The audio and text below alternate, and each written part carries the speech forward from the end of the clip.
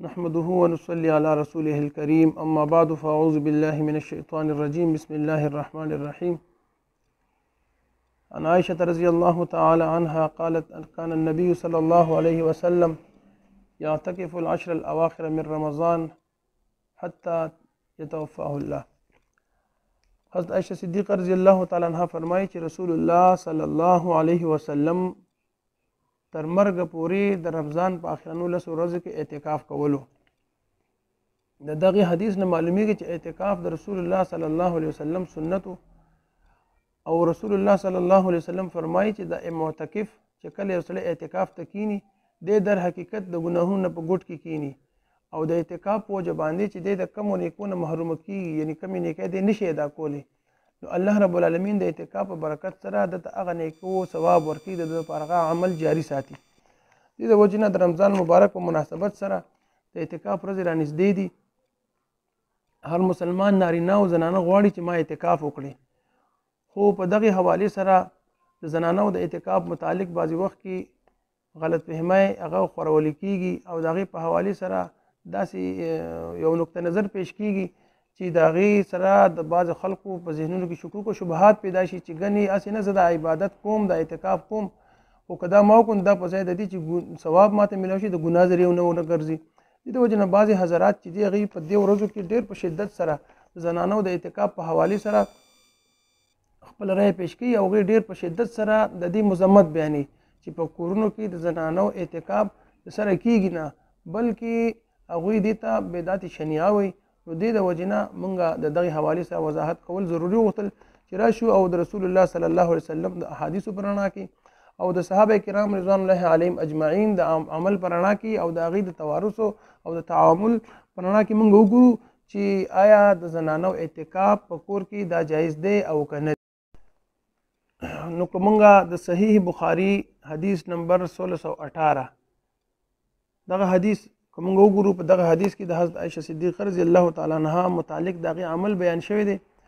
حضرت عطا رحمه الله فرمایي چې كنت آتي عائشة انا وعبید بن عمیر، وایي زه او عبید بن عمیر بعد حضرت عائشہ صدیقه رضی الله تعالی عنها سره راتلو، وهي مجابرة في جوف صبیر، او هغه به د صبیر غر په منځ کې ناسته وه او هلته کې به هغې اعتکاف کولو.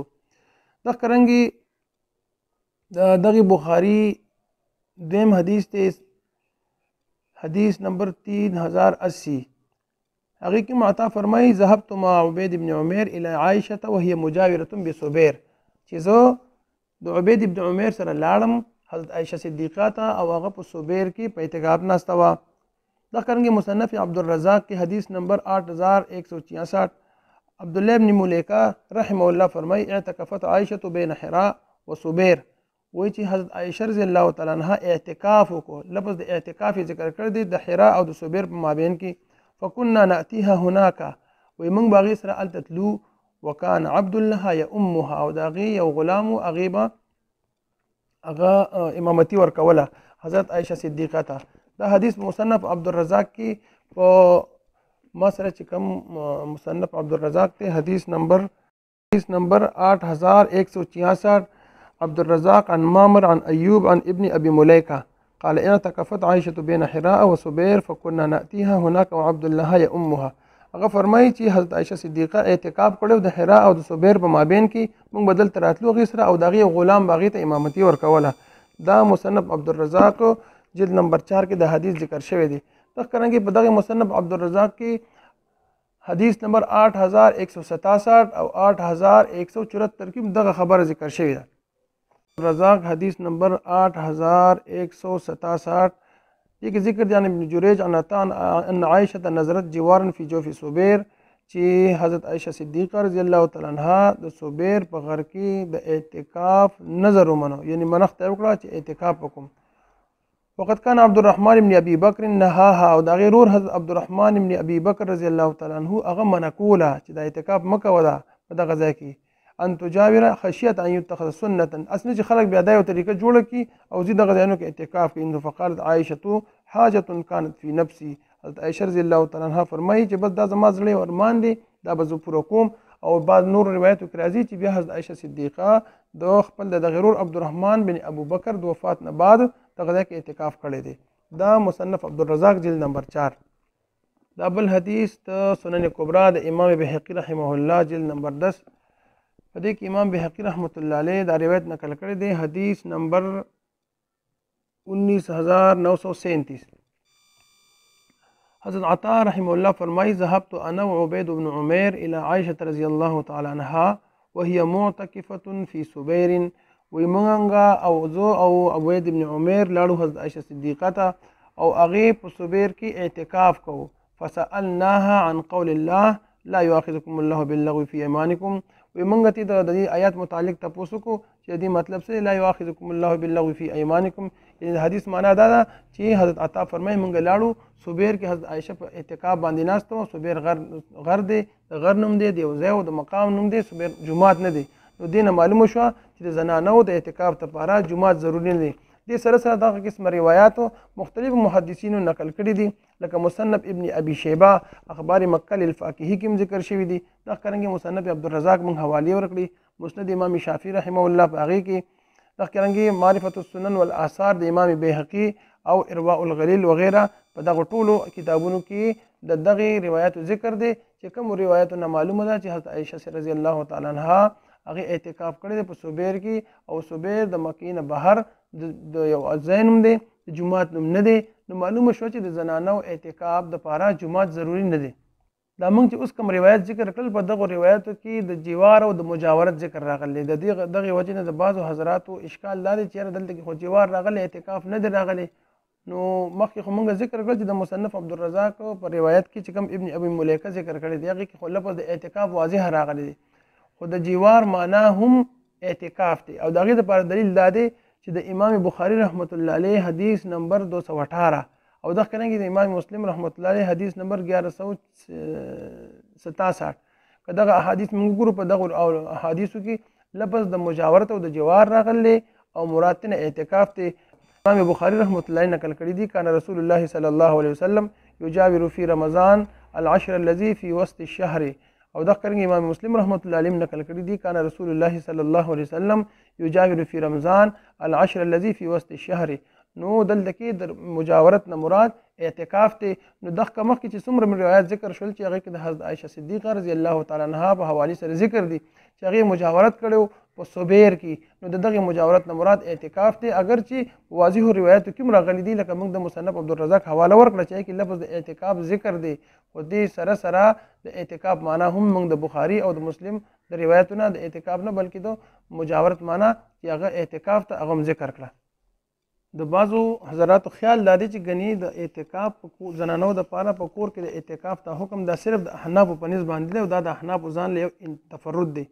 دا خبره ټیک نه ده، بلکې په دې باندې د بلاشه دلیل موږ ذکر کړل او دا څرنګه دې سره سره دا خبره دې واضحه وي دا صرف د احنافو قول نه دی، بلکې دا د لویو محدثینو په دغه قول کړی دی، لکه ابن حجر رحمه الله په فتح الباری کې په صفحه نمبر 277 جلد نمبر 4 کې دغه حدیث په لاندې لیکي وان الافضل للنساء الا يعتكفن في المسجد، چې بهتر او افضل د زنانو د پاره دادي چې دوی په جمعات کې اعتکاف نه کوي، اگر چې هغه پکې خپل نقطه نظر بیا ذکر کړی دی.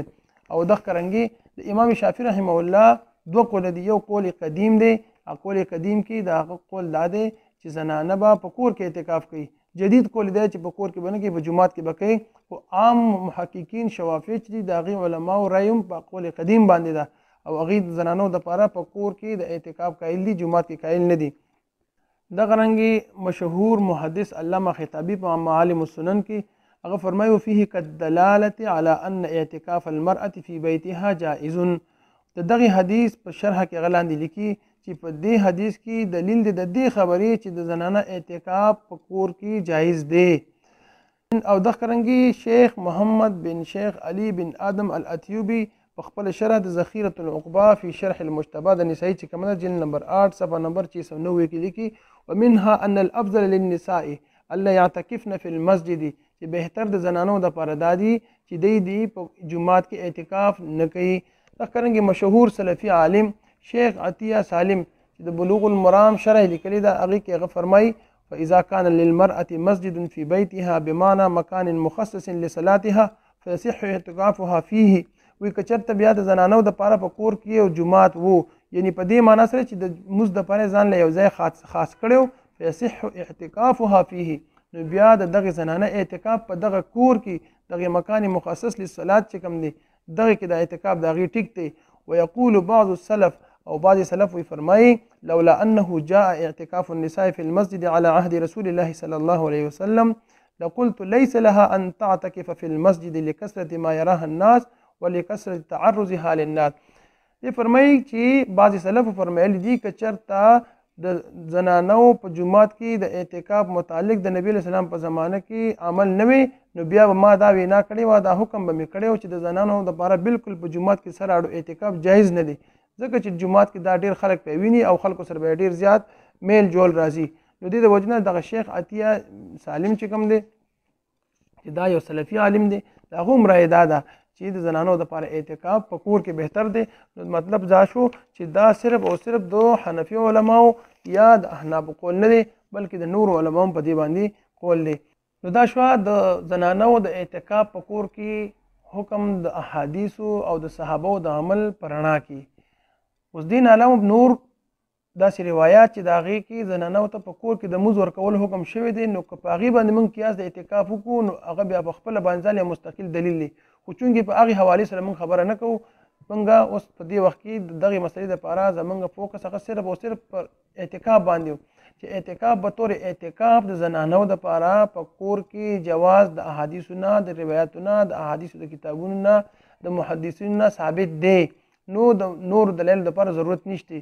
نو د دې احادیثو په رڼا کې دا خبره معلومه شوه او واضحه شوه چې د زنانو دپاره اعتکاف په کور کې جایز دی. که زموږ کمې میندې خویندې اعتکاف کول غواړي په کور کې نو د چا پروپاګنډي ښکار کېږي دي نه او د غلطو بیانونو نه احتراز پکار دی. د مسلمانانو ته د عباداتو ترغیب ورکول پکار دی او تر څومره حده پورې چې ممکن وي او عبادت جایز وي او جواز لري نو په هغې کې خپل مسلک خپل ډله او خپل فرقه هغه مخې ته راوستل نه دي پکار چې صرف او صرف خپل مسلکي پہچان برقرار ساتلو دپاره موږ د مسلمانانو عباداتو سره لوبې وکړو. الله رب العالمین موږ او تاسو ټول د دغې نه حفاظت وکړي. نو چې کومې میندې خویندې اعتکاف کول غواړي بلا شک و شبهه هغې اعتکاف کولی شي. ام المؤمنین حضرت عائشہ صدیقه رضی الله تعالی عنها هغې په کور کې اعتکاف کړی دی په صوبیر غر کې اعتکاف کړی دی چې په صوبیر غر کې اعتکاف جایز شو نو په کور کې هم اعتکاف جایز شو. حضرت عائشہ صدیقه رضی الله تعالی عنها د نبی علیه السلام د اعمالو رازداره ده او د نبی علیه السلام د سنتو عالمه ده. صحابه راتلل هغې نه تپوس کوي چې هغې د جومات نه بهر اعتکاف کړی دی نو دا په دې خبر دلالت کوي د زنانو اعتکاف د جومات نه بهر جایز دی. نو دې وجې نه بغیر څه د پریشانۍ نه کمې میندې خویندې اعتکاف کول غواړي نو هغې د خپلې ارادې باندې قایم اوسېږي او خپل عبادات دې وکړي ځان دپاره دعاګانې وکړي د ټول امت مسلمه دپاره دعاګانې وکړي. الله رب العالمین موږ او تاسو ټولو ته د نیغې لارې هدایت او د هغې توفیق راکړي. واخر دعوانا ان الحمد لله رب العالمین.